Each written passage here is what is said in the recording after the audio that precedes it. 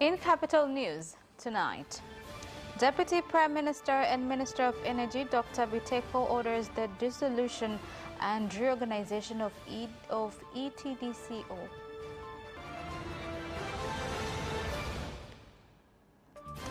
Tanzania called on to take advantage of the relationship between Tanzania and United Kingdom.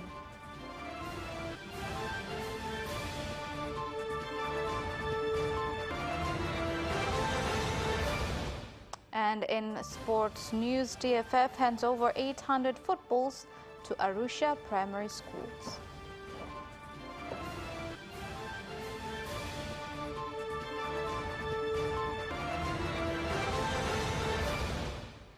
Good evening, this is Capital News at 9:30. My name is Khadija Zimbwe. First, the national news. The Deputy Prime Minister and Minister of Energy, Dr. Doto Biteko, has directed that the TANESCO subsidiary Electrical Transmission Distribution Construction and Maintenance Company be dissolved and the management of reorganized due to poor performance, theft of public funds and theft of electrical equipment. Watu wa ETDCO 1.4 bilioni vifaa vimeibiwa. Management yote ya ETDCO lazima ifumuliwe. Yote. Board ya ETDCO kawaambie board ya TANESCO, board hiyo waivunje, waunde board nyingine. Wale wote waliohusika na wizi wa vifaa hivi, wale waliofikishwa kwenye vyombo vya sheria waendelee, wale ambao bado wapelekwe kwenye vyombo vya sheria. Lakini chukueni taratibu za ndani za kiutumishi kuwachukulia hatua watu wote wanaohusika na wizi wote uliofanyika. Nataka niwape salamu wenye viwanda na wanaonunua vyuma chakavu nchini. Nataka niwaombe wanufanye biashara ya kununua vyuma chakavu. Tukimkuta mtu ameiba au ana vifaa vinavyohusiana na TANESCO, si tunajua yeye ndo ameiba, sio amenunua. Waachane na hii biashara. Hata hivyo, Mheshimiwa Naibu Waziri Mkuu na Waziri wa Nishati, tunaendelea kufanya juhudi katika kuhakikisha kwamba tunasimamia mifumo yetu ya uzalishaji ili kuhakikisha kwamba muda wote gridi yetu inakuwa na umeme wa kutosha. Kwa niaba ya wenzangu wa TANESCO, Mheshimiwa Naibu Waziri Mkuu, nichukue fursa hii kuomba samahani kwa mradi ambao ulikuwa ukiukagua jana substation kule Urambo sambamba na line ya kutoa umeme Tabora kwenda Urambo. Ni kweli kabisa Mheshimiwa Naibu Waziri Mkuu, miradi ile utekelezaji wake hauko katika hatua ya kuridhisha, hasa upande wa transmission lines. Na maagizo ambayo uliyatoa jana kule Mheshimiwa Naibu Waziri Mkuu tunayafanyia kazi na tutaendelea kuyafanyia kazi ili kuhakikisha kwamba ile miradi inakamilika kwa wakati. The Controller and Chief Auditor General Charles Kichere, when submitting the report for the 2022-2023 financial year at State House in Chamwino, Dodoma to President Dr. Samia Suluhu Hassan, has stated that the government debt until June 30th, 2023 was 82.25 trillion shillings, which includes both domestic and foreign debt, up from 71.31 in 2021-2022. The report also revealed that public institutions operating commercially have continued to make a loss, including ATCL, TRC, TTCL, and TANOIL. Mheshimiwa Rais, kufikia tarehe 30 Juni 2023, deni la serikali ilikuwa ni shilingi trilioni 82.25, sawa na ongezeko la 15% kutoka shilingi trilioni 71.31 kwa mwaka wa 2021-2022. Deni hilo linajumuisha deni la ndani la shilingi trilioni 28.92 na deni la nje la shilingi trilioni 53.32. Kipimo cha deni la serikali kinachotumia pato la taifa kinaonyesha kuwa deni hili ni himilivu. Hali kadhalika, uwiano wa kulipa madeni na mauzo ya nje ni 12.7, chini kidogo ya kiwango cha ukomo cha 15%, na uwiano wa malipo ya madeni na mapato ni 14.3, chini kidogo ya kiwango cha ukomo elekezi cha 18%. Ripoti hizi zinazosomwa kila mwaka zinachangia maboresho au kuimarisha utendaji ndani ya serikali na mashirika ya umma. Sababu dosari zilizotolewa leo hapa tutakwenda kukaa tuzifanyie kazi kisawasawa, turekebishe, na mwakani pengine hizi hazitojirudia, tutakuwa tumesogea. Kwa hiyo tunawashukuru sana kwa kazi hii, kwamba inaimarisha utendaji ndani ya serikali, lakini pia mashirika ya umma, lakini vile vile inatusaidia kupunguza hasara, au kama tulivyosikia mifano ambayo CAG amesema, mashirika mbalimbali pamoja na kwamba yanafanya hasara, lakini yanakwenda mbele. Now, 2 people have died and 3 others injured, with 2 fire and rescue officers also injured by fire while trying to put out a petroleum fire from a lorry with an oil tank that was leaking and conduct a rescue after an accident that occurred at River Basin on Morogoro Road involving 3 vehicles. Gari lenye namba T 668 DTF aina ya Scania kampuni ya Sauli likiendeshwa na dereva aitwaye Idi Alois mwenye umri wa miaka 35, mkazi wa Mafinga, likitokea Dar es Salaam kuelekea Mbeya, liligonga kwa ubavu lori la mafuta ya petroli lenye namba za usajili RAF 672N na tela lake lenye namba RL 259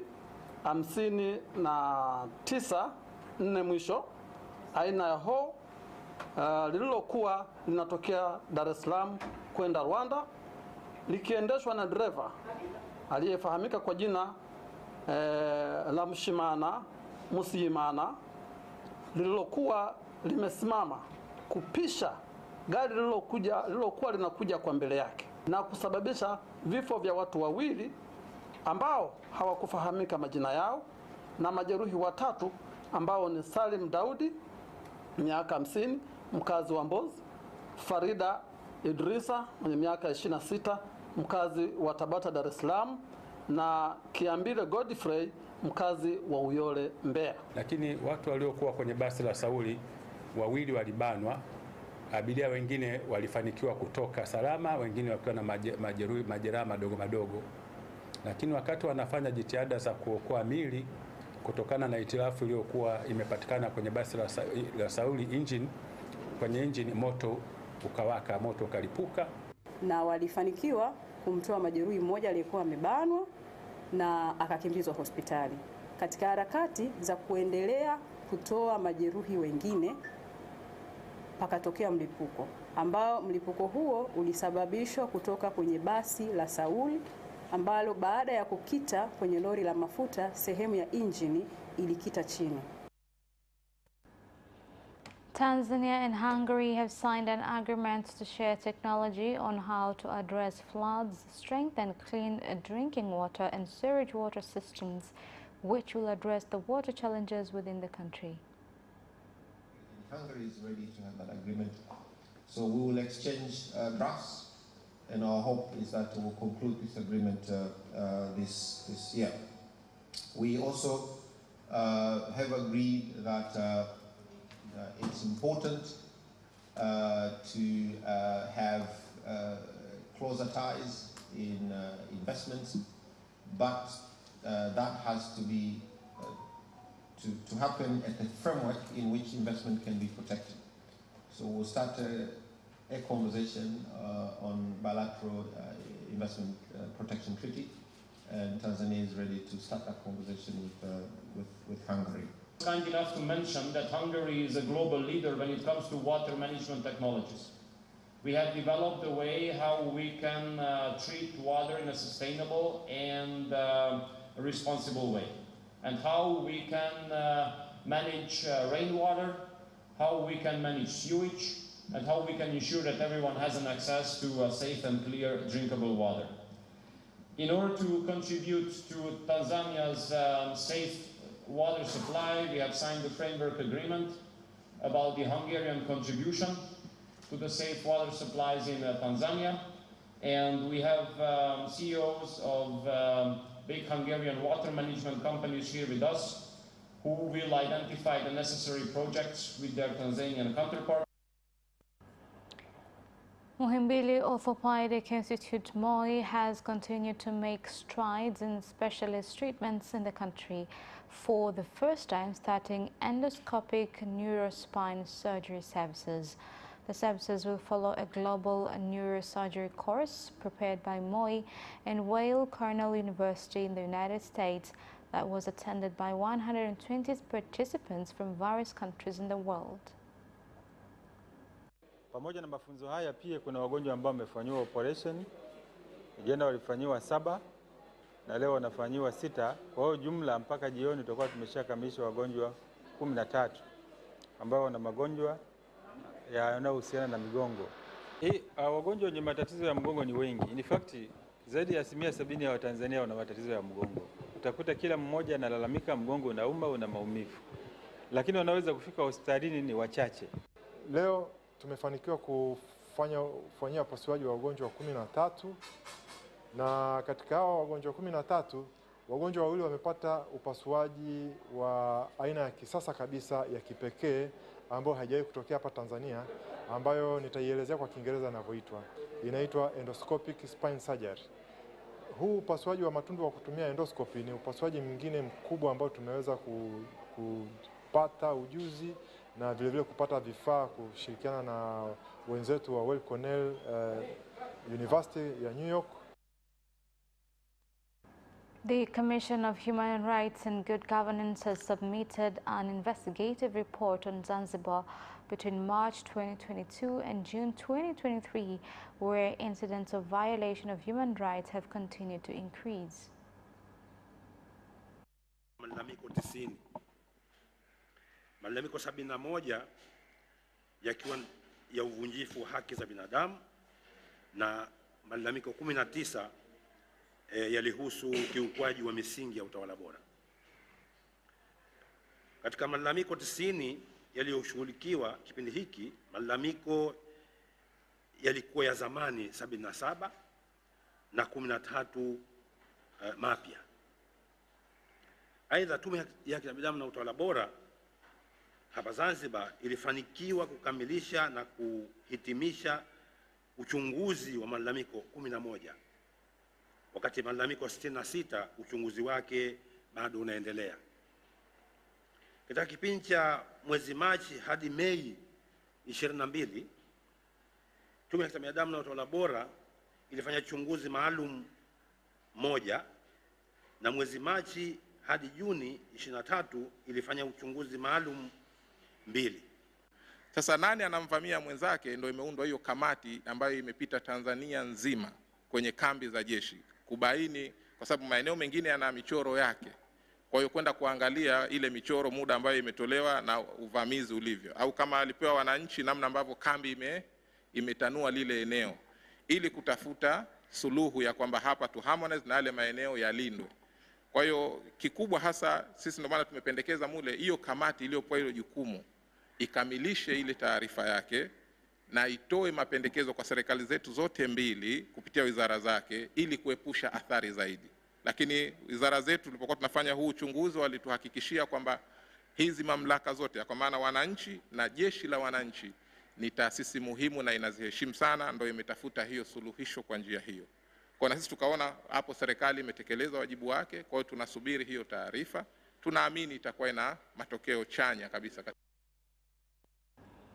The Alliance for Change and Transparency, ACT Wazalendo Party, has called for supervision procedures for local government elections and the coming general elections be announced in advance, as well as amendments of relevant laws, rules and procedures so that the National Electoral Commission supervises the coming elections.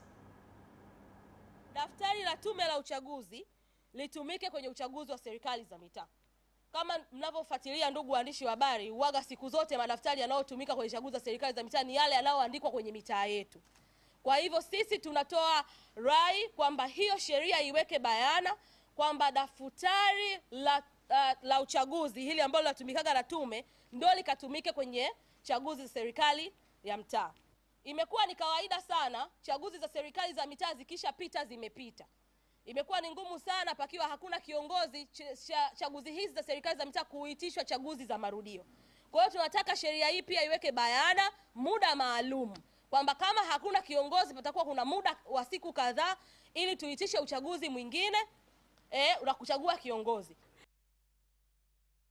And Legal and Human Rights Center LHRC has expressed concern for the safety of their employee Joseph Moses Ole Shangai, who is an advocate in Arusha and has been receiving death threats with his home surrounded for the last 4 days. Na amekuwa anafuatiliwa ikiwemo kupigiwa simu na watu wanaomtafuta, wengine wakijitambulisha ni askari wa jeshi la polisi. Mchana wa tarehe 14 mwezi huu, Joseph alipata taarifa ya kufuatiliwa na watu waliosadikika kuwa ni vyombo vya dola, hivyo kulazimika kuchukua tahadhari juu ya usalama wake.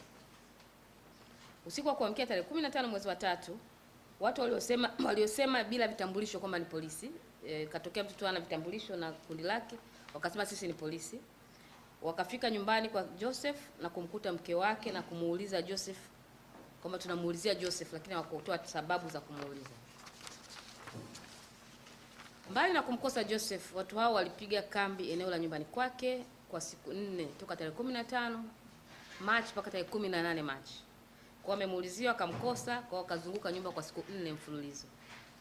Na mpaka sasa mpaka kwa siku 4 hizo sio Joseph wala ndugu zake walielewa kwamba anafuatiwa nini au anatafutiwa nini na kwa sababu gani. Ni kwa sababu tu alikuwa anashughulikia masuala ya ardhi, ndio tukafikiria labda ni masuala hayo, na ndugu wakafikiria ni masuala hayo, lakini hakuna mtu alisema anatafutwa kwa sababu gani. Well, that is the end of national news. Business news is next after this short break.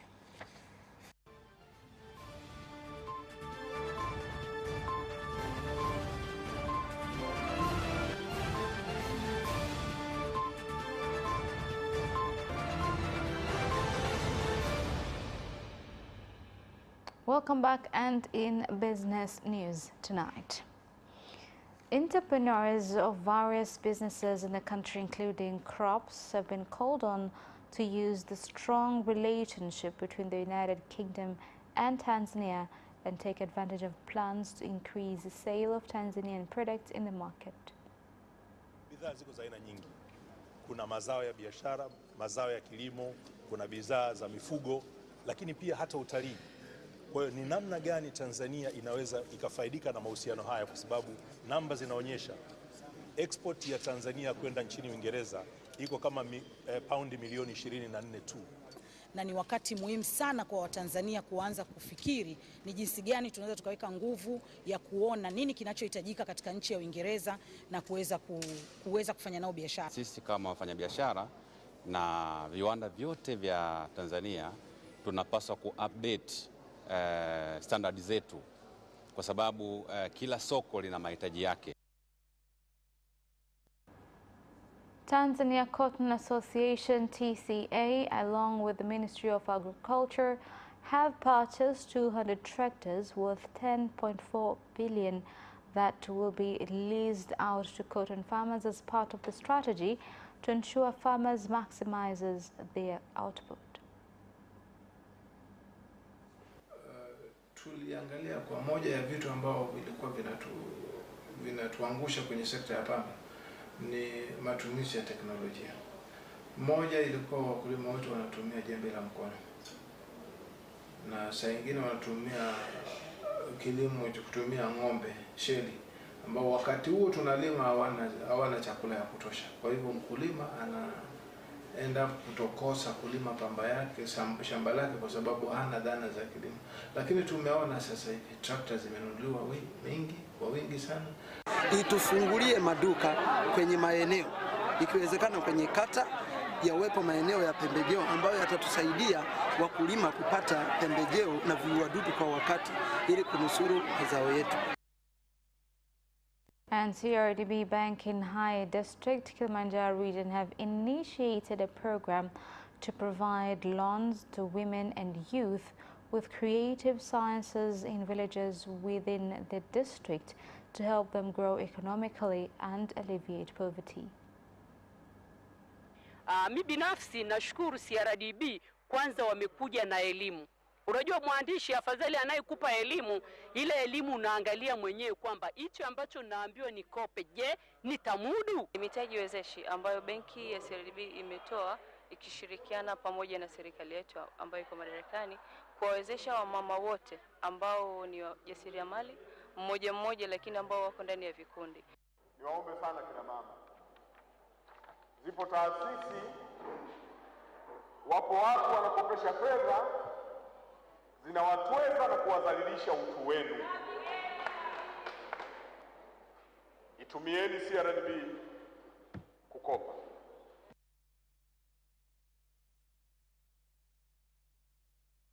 Sports news is next.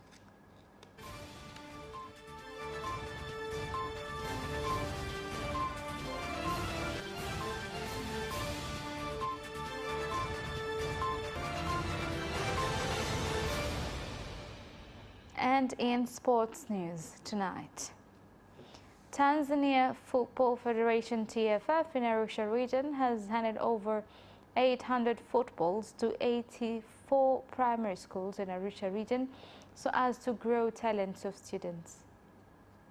Shule ambayo ina timu ya wasichana, sisi kama chama cha mpira, tofauti na ile utakayoingawa wewe mipira 1000, sisi tutaongeza mipira 30 kwa hiyo shule kuhakikisha kwamba ile programu inafanikiwa vijana. Tuwezi kuwa ndio kituo pekee ambacho hatuna timu kwenye ligi kuu na tunakuja kuwa wenyeji wa mashindano ya Afrika. Lazima kufikia mwisho wa mwaka kesho, TFF lazima tukae tuweke mikakati kama mkoa, lazima timu ipande daraja icheze NBC. Pale ambapo utakuwepo shule, utajifunza, sio muda wote na kujifunza, kuna muda wa kupumzika. Simba SC coach Abdelhak Benchika has said that Al Ahly is a large team, but that they will fight to ensure they get good results in the quarter-final CAF match tomorrow night. Hakuna mtu asiyojua kwamba Al Ahly ni timu kubwa Afrika, hakuna asiyojua na hakuna kificho katika hilo. Kwa hiyo unapocheza na timu kubwa kama hii, vitu hivi huwezi kuvipanga na mapema kusema kwamba mimi hivi naenda kushinda au naenda kufanyaje, lakini matokeo yatakuja pale tutapoenda, tutajua nini cha kufanya.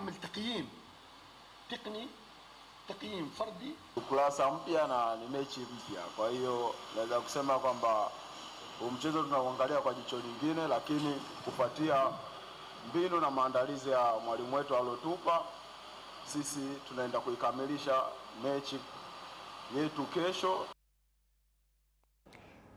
The 20 Olympics competitions under the Olympics Committee are expected to be held on April 4th and 5th in Singida and will include 300 athletes in football, netball and athletics.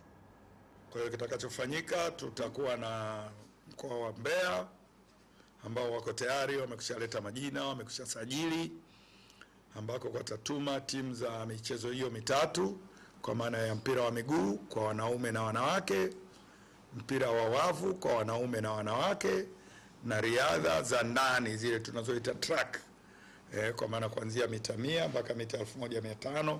Kwa hiyo Singida ni sehemu ambayo ni sawasawa na Manyara na Arusha na Dodoma. Kwa hiyo ni sehemu ambayo tumechagua iko center. Lakini bahati nzuri wakuu wa mikoa ambao wanakuja pale ni watu ambao tunawafahamu. Kwa sisi tunaturahisishia hata katika kutusaidia katika ugeni rasmi. And that sports item ends our news bulletin for tonight. My name is Khadija Zimbwe. Thank you for watching and good night.